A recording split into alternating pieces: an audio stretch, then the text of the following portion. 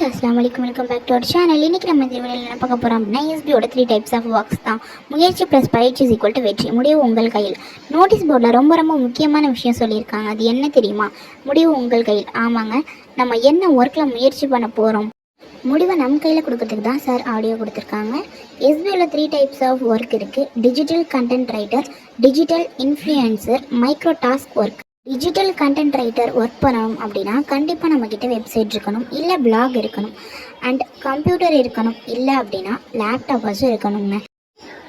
எனக்கு digital content ரைட்டராக work பண்ண விருப்பம் இருக்குது, பட் கம்ப்யூட்டர் இல்லை, லேப்டாப் இல்லை, பட் ஃபோன் எனக்கு ஒர்க் பண்ண தெரியுமா அப்படின்னா அது உங்கள் திறமையை பொறுத்து இருக்குது.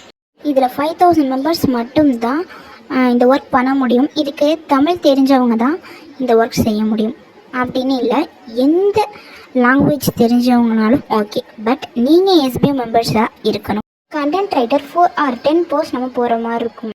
செகண்ட் நம்ம என்ன பார்க்க போகிறோம் அப்படின்னா டிஜிட்டல் இன்ஃப்ளூயன்சர். உங்களுக்கு யூடியூப் சேனல் இருக்குது, இல்லை ஃபேஸ்புக் பேஜ் இருக்குது, இல்லை இன்ஸ்டாகிராம் பிஸ்னஸ் ஐடி இருக்குது அப்படின்னா நீங்கள் டிஜிட்டல் இன்ஃப்ளூயன்சரில் ஒர்க் பண்ணலாம்.